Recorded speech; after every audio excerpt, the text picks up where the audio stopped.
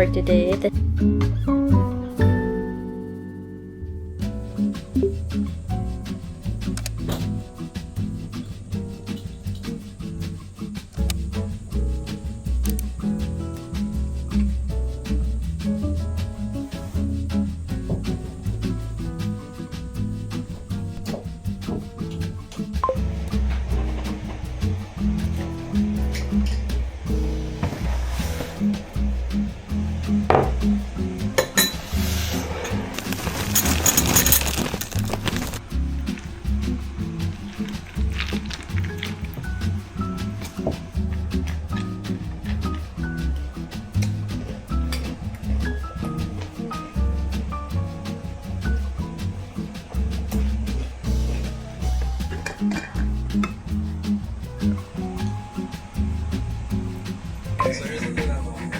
Third one, like student. That guy's making it awkward. Honestly, not like they be respectful that time.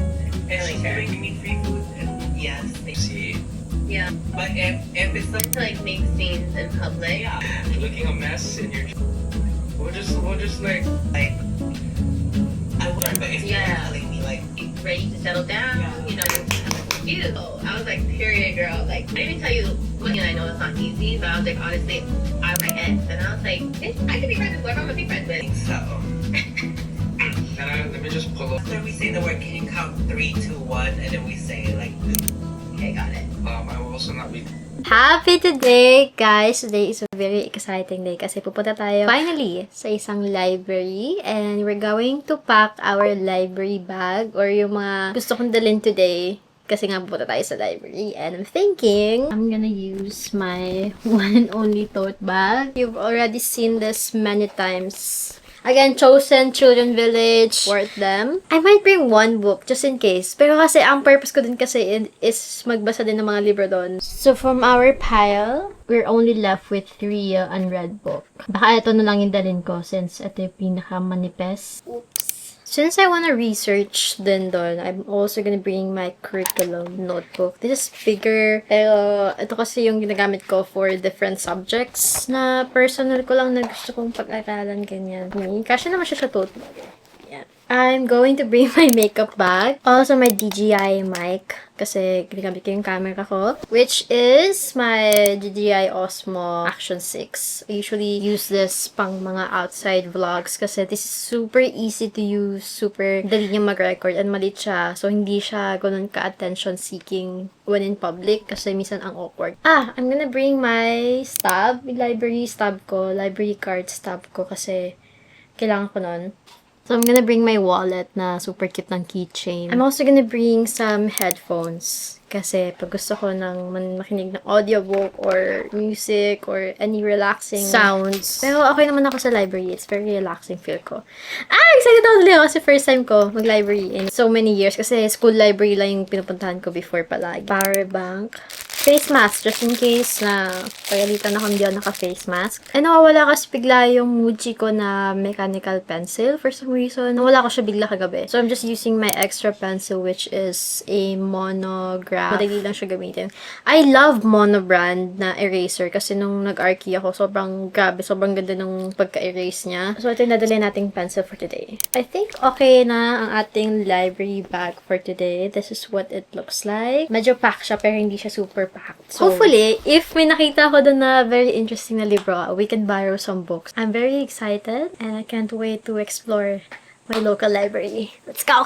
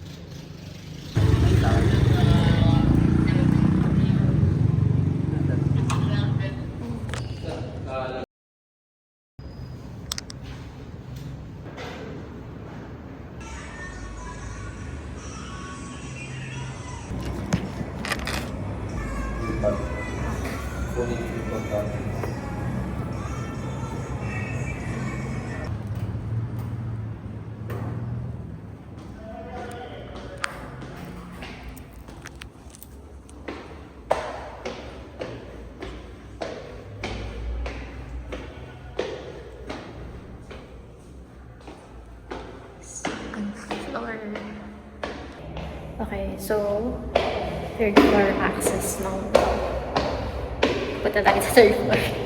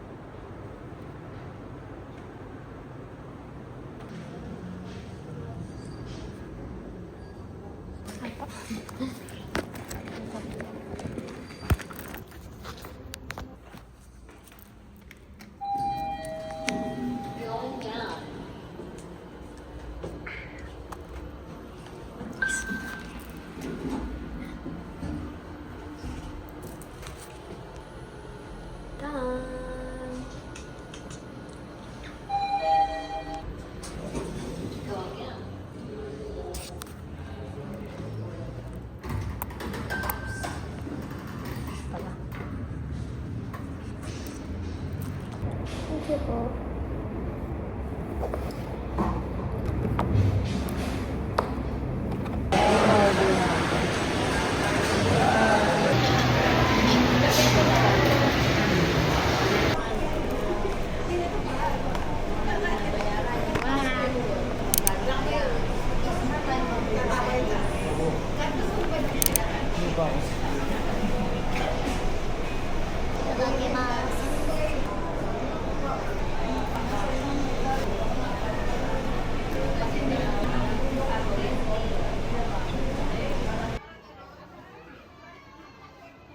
Hello! We're back at the apartment. Hindi ako siya na nakapagsalita sa library, obviously, kasi baka mag-ingay doon. And sobrang, pag nagsalita ako doon, feel ko maririnig lahat ng tao yung sinasabi. So, I did try, pero nag-try nga ako mag-practice ng salita ng konti, pero parang naririnig nila ng konti. So, hindi ko na tinuloy yung salita ko. But, first impressions, oh my gosh, it's one of the prettiest libraries na nakita ko kaagad dito sa Pinas. Although, hindi ko pa nabibisita lahat ng library, and this is my first library ever. Pero kasi, diba, pag nakikita ko yung ibang library, pag nag-research ako sa Google, or yung mga Facebook, or pictures, ganyan, I can kind of have this vision in mind na medyo pare-parehas yung ibang mga libraries sa mga smaller places or sabihin natin outside Manila. Medyo iisa lang yung itsura nila, which is mostly looking like the school library na like ko ding pinupuntahan ng college ako. Mostly white walls, tapos white shelves, tapos very just plain looking, I guess. Pero okay lang naman yun. Kumbaga, depende naman din kasi yun sa library. Kung magkano yung budget namin din kasi sa kanila, etc. So, I'm just saying na meron silang specific na design usually. Kaya nag-shock ako dito sa Carmona Public Library kasi ang ganda niya. Ang ganda niya. I mean, nakita nyo naman, diba?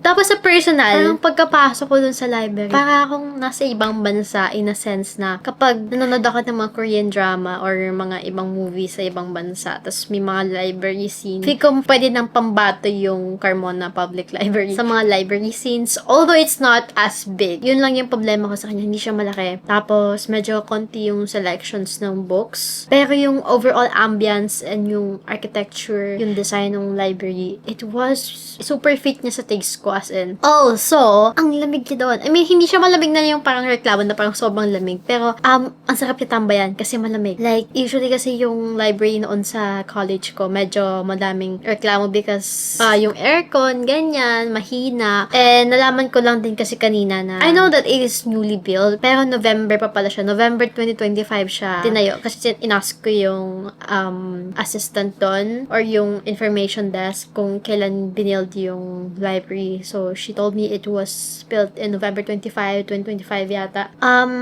Also, because it's very new, medyo kulang pa siya. So, kulang pa siya ng wifi. Kasi tinanong ko din kung may wifi sila. Wala pa. So, ibig sabihin, lalagyan nila. And, hindi pa doon na-install, ganyan. Tapos, yung second and fourth floor, hindi pa open for public. Yung fourth floor, nakita ko na actually kasi pumunta ako doon because some of the books that I wanted to read were there, which is mostly marketing books. Tapos parang, medyo 4 lang yung binigay nilang options sa akin ng marketing books. So, kulang-kulang talaga sila ng selections. But I do appreciate, syempre, overall, ang ganda pa rin ng library. Tapos, yung fourth floor, I guess I did sneak a bit nakasneak ako ng a little bit of clips ko nature na fourth floor, which is may mga study cubicles. And I would have ate that. I would have maximized my money. I mean, taxpayer money ng nanay ko or ng parents ko kung estudyante pa lang ako. Tapos, may ganun na nung time na nag-aaral ako kasi palagi akong mag-i-study doon kasi sobrang, ewan ko, pangarap ko dati talaga yung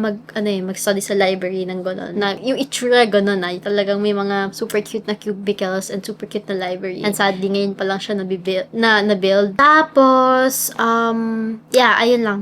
Medyo, madami pang mga shelves doon na empty, which was so sad. Pero siguro throughout the years naman, mafe-fill in ng film yung mga shelves doon. But, I'm not really particular na parang kailangan ganito, may ganito silang libro, ganyan. I'm just saying na konti pa lang yung mga libro. Maybe because it's new, I would definitely go back there As in, ang sarap talaga tumambay, I swear.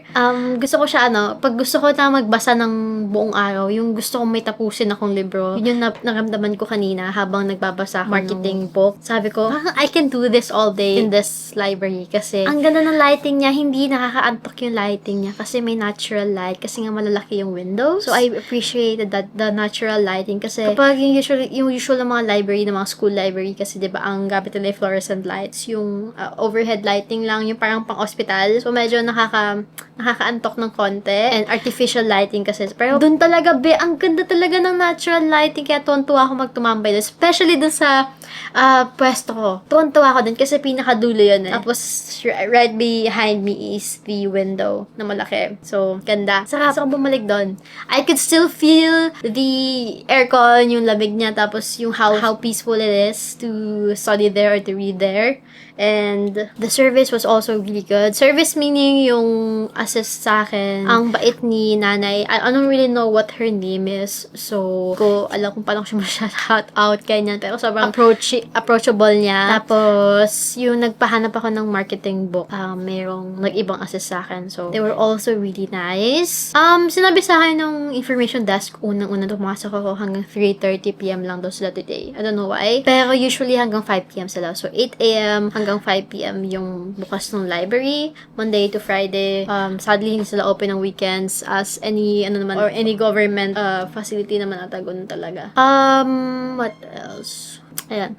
Nakakatuwa. Natutuwa ako sa kanya. Natutuwa ako dun sa library na yun. It gave me a little hope. To be honest, it gave me a little hope for the future ng libraries ng Pilipinas. Although the process wasn't smooth, kasi kung nanood kayo ng mga previous vlogs ko, nahirapan ako kumuha ng library card doon, specific sa library na yun. Kasi kailangan ko pa ng certificate of residency. So, medyo mahirap siya ng a little bit. Siguro kung estudyante ka, mas madaling makapasok doon. Pero I'm looking forward to exploring other libraries and seeing, different, kung ano yung difference ng ng quality nila or ng itsura nila. But so far, I'm putting it on my top. Kasi yun pala naman yung first kong library. Pero based on sa makikita ko sa mga internet, I think I'm gonna put it sa top 5 ko agad or top 3 ko agad. Kasi sobrang ganda niya. And I really like the architecture of the library. It was so well done. So well thought of. Sobrang, I love it. Sana ma-maintain nila yung condition ng library sa next 10, 20, 30, 50 years.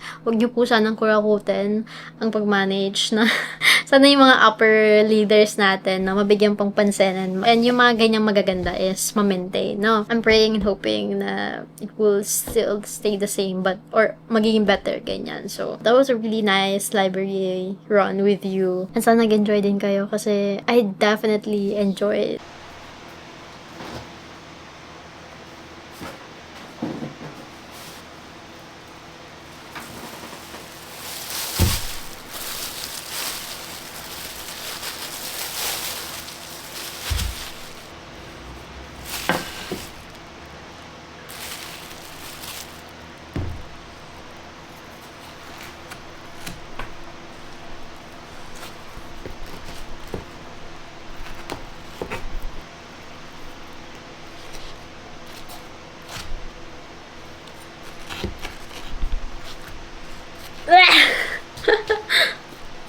Mahirap.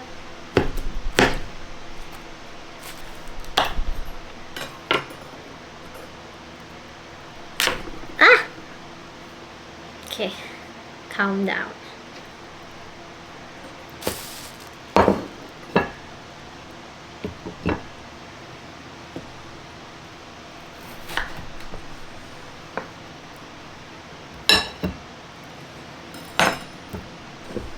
Watermelon. Bigla ko lang naisip dun sa library. So, sa mga na-appreciate ko, yung accessibility ng building mismo kasi meron silang parking sa unahan for the library goers. Tapos yung road mismo, hindi siya sa main road. Kasi yun yung napansin ko dun sa Muntinlupa. Parang sobrang main road siya. Yung, alam mo yung daanan talaga ng mga jeep kanyan. Tapos isa lang yung daanan. So, isang way lang. So, hindi masyadong malaki yung frontage ng building. And medyo hectic kasi syempre kung bababa ka doon or whatever. Kasi hindi mo taga Muntinlupa. So, hindi ko alam kung ano yung patakaran nila doon. So, yung sa Carmona Public Library, it was really nice kasi medyo tago siya ng a little bit. I mean, nasa main road siya kasi ito yung main road stoplight. Tapos, kumaliwa ka lang. Tapos, andito siya. Pero, hindi siya yung main daanan ng mga madaming daanan. Kaya, madali lang siya. If ever na kanya, tatawid ka, or sasakay ka, or if ever mag-aangkas ka, ganyan. Madaming space for the front. Kasi, hindi din ganun ka-busy yung unahan niya. And, nakakatuwa kasi may mga parking spaces din reserved for the library. So, really well thought out yung pwesto niya, which was really nice. Hello! A little reading update kasi nag-realize ko, hindi ko pa pala kayo na-update sa mga binabasa ko. I've already finished The Passion of New Eve by Angela Carter. Tinakpan ko to kasi, takpan natin. Baka mamaya, we're gonna get in trouble. I dived into this na wala akong ina-expect kasi wala akong alam sa story niya. As in, wala akong any clue about promise. Kaya nagulat ako initially sa mga nangyayari. Para akong, alam mo yung parang sinaksakan ng 10 pangpatulog tapos kailangan hindi ka makatulog. Ganun yung experience ko sa kanya. Para kang fever. It's like a fever dream na para kang nag-hallucinate ganyan. Kasi hindi ko alam yung nangyayari. I mean, alam ko yung nangyayari, pero it's more of the story is coming at you versus yung the story is just progressing. Gets mo? Parang, kasi syempre pag nagbabasa ka, parang nalalagay mo yung sarili mo sa characters. Tapos, nai-imagine mo yung nangyayari talaga. Parang nanonood ng movie, diba? Itong story na to, itong experience ko sa kanya, parang binagsakan ng baseball bat sa mukha mo na parang, ito na yung story. Parang ganun. Kasi, di ko alam, is it the mismong context mismo ng story or the way it was told? This is definitely not for the younger audience kasi merong mga trigger warnings dito. Tapos may mga descriptions din dito na very pang adult. Hindi siya pang casual read lang. And this is a very deep and philosophical story about, I guess yung interpretation ko kasi hindi pa ako masyado nakakita ng ibang reviews about this. Yung first impression ko lang, ang takeaway ko sa kanya is yung brutal reality ng pagiging babae. Kasi basically this story is about a man named Evelyn. Pumunta siya, hindi ko alam kung sa New York o sa California. Dalawa lang yan. Tapos, may nabuntis siyang babae na 19-year-old. Tapos, sinakasan niya yan. Sabi niya, ipa-abort mo yan, ganito, ganyan. Tapos, sinakasan niya yung babae. Kasi almost na din namatay yung babae because of the complications of abortion before. Tapos, nung tumakas siya, nawalan siya ng gas in the middle of a desert. Tapos, na-capture siya ng parang, di ko alam kung gang ba tawag sa kanila. Kung mga babae. Tapos may tatawag na mother, which is yung leader ng gang. And yung mother na yun is, I guess, a surgeon na ginawa siyang babae. So, inoperahan siya and he was basically forced to watch these videos kasi talagang transform nila si Evelyn as a girl. Hindi lang physically, kundi emotionally or psychologically, I guess. So, pinipilit nilang ipanood sa kanya yung mga motherly videos, etc. Basta yung ginagawa niyang feminine. Ginagawa nilang feminine si Evelyn. So, he was transformed to Eve. So, yun yung context. Kaya, you could kind of guess why. Para siyang fever dream. And, ayun, dami nangyari. As in, super. Isa sa mga naging striking sa akin tong libro na to is yung linya na, why should I have thought it was a punishment to be transformed into a woman? So, sobrang nag-strike. Sobrang nag-stick talaga sa akin. Kasi throughout yung transformation niya, sobrang, as in, ayaw niya maging babae. Tapos, iniisip niya yung hirap ng babae. Which is so ironic kasi, yun nga yung ginawa niya sa, di ba, yung pag-iwan niya sa binuntis niya and everything. The tables have turned, ganyan. I guess you would have to read it to understand yung point ko na yung transformation or yung parang reality check ng pagiging babae with all the challenges and even yung feel natin minsan hindi natin katawan, yung sarili natin katawan, yung may ganun tayong feeling, di ba, minsan. So, sobrang mixed emotions ako dito sa book na to kasi gusto ko yung concept niya, gusto ko yung premise niya. But, hindi ko lang siguro na-enjoy that much. Pero yung pinaka nag-hold on sa akin sa kanya is yung concept. I guess yung kung ano yung gustong iparating ni Angela Carter dito. I actually want to read more of her works kasi iniisip ko kung dito lang ba siya sa story to na medyo hindi ko na-enjoy yung execution niya. Kasi maganda yung, sobrang ganda ng concept. So, gusto ko sana i-check out yung other stories niya kung baka sakali na may better execution sa ibang stories niya. But, definitely, I'm very interested to Angela Carter. Matalino siya. Now, for our current read, I am super enjoying this. This is Martin Eden by Jack London. I've actually already 60% in the book na. Kasi nag-start ako sa kanya 2 days ago. So, parang 2 days, 200 pages na. Then today, I've already read 100 page. So, nasa 300 na ako. Over 500 page na ako. So, I'm only left with 200 pages na lang. Hopefully today, as in today, tonight, maka-squeeze in pa ako ng another 100 para 80 pages left na lang. Kasi I'm really behind on my reading. Kasi nga nagkasakit ako. I still have 2 big books that I want to read. Hopefully, we can do that. Enjoy ako dito sa Martin Eden. Promise. Kasi, as someone siguro na very ambisyosa, but at the same time, syempre may mga imposter syndrome tayo sometimes, which nakaka-hold back naman kahit kanino yon. I can relate to Martin Eden. So far, 60% in the book. Sobrang tuwang-tuwa ako kay Martin. Kasi he's very ambitious. Hindi siya confident eh. Ambisyosa siya, pero hindi siya confident. Which is yung tuwang-tuwa ako kasi, I guess, ganun yung gusto kong makita sa mga stories. Minsan yung depth ng tao, yung layers na, oo, ambisyosa siya, pero not all the time is enough yung ambitions para mag-push through ka, diba? Kasi, nag-start to, na-in-love siya sa isang babae named Ruth. And then si Ruth, medyo high class kasi siya. And then si Martin kasi medyo lower class. Siyempre, na-expose siya sa world ni Ruth. And the more that he gets to know Ruth, the more he realizes na hindi sila magka-level. So, siyempre si Ruth kasi medyo, rose-colored glasses. May mga instances na talagang it really shows the difference between their classes. Kasi minsan si Ruth sabi na, yung grammar mo medyo hindi maganda eh. Tapos, hindi ka marunong mag-English masyado, etc. So, alam na tuwa talaga ako kasi as someone na also gets criticized by the grammar, the accent, ganyan.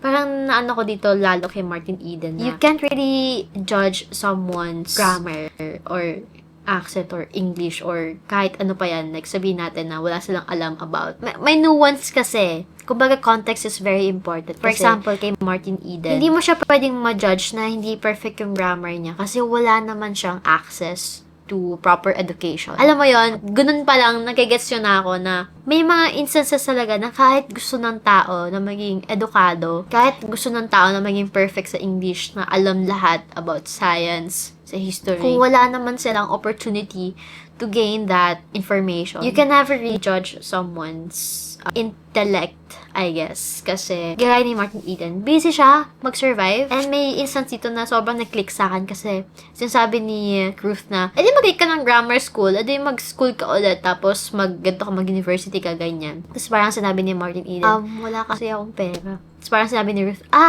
hindi ko na take into consideration. So, alam mo yung, hindi naman kasi lahat may access sa gusto nyong intellect ng someone. Although I can understand, sabihin natin yung mababa yung compression ng Pinoy. Pero at the same time, hindi ko din sila masisisi kasi yun nga, busy sila magtrabaho, busy sila mag-isip ng next nilang ulam. So, hindi ko masabi na malalahat natin. Pero syempre, kung may access kayo, kung may time kayo, 'di ba? Then you can improve on yourselves, ganyan. Isa din kasi sabi ni Martin Eden sa improvement niya is time is money, money is time. So, kahit gusto niya na mag-aral all day, kailangan niya magtrabaho. Kahit gusto niya na mag-improve, maging kasi level ni Ruth, ayun, hindi niya may squeeze in yung 24 hours niya, 'di ba? Ayun, tapos natutuwa ako kay Martin yung drive niya to be better, to be a better man, to be a better person. Kasi I like how he recognizes na hindi siya privileged, but he didn't stop there. Kumbaga, na-recognize niya yung mga shortcomings niya. So, he went to the library, nagkuha siya ng mga resources, pero at the same time, short pa din. Kasi syempre, sa library, kagaya ko, basa ako ng basa ng libro, pero feel ko hindi ko na i-improve yung pronunciation ko, yung accent ko. Kasi I'm just reading all day. Wala akong kausap. Gets mo, parang walang someone na nagko-correct sa akin directly. Wala akong napag-practicean. So, ganoon din si Martin Eden. Alam niya yung mga words, alam niya yung mga meaning, pero yung pronunciation, hindi niya magawa. Pero si Ruth, kinorek siya, ganyan. So, nagkaroon sila parang mentor niya ng konti si Ruth. Tapos, throughout the months, ayun, nagkaroon siya ng love, ng passion for writing. Literature. He now loves literature. And he decides to become a writer. And from that, ayun, sobrang nagpursiguido siya kasi nag-try siyang maging planchado. Nang pa-plancha. Ayan, pero hindi siya tumagal doon. After 2 months, ganyan. Tapos na-miss niya ulit yung writing niya.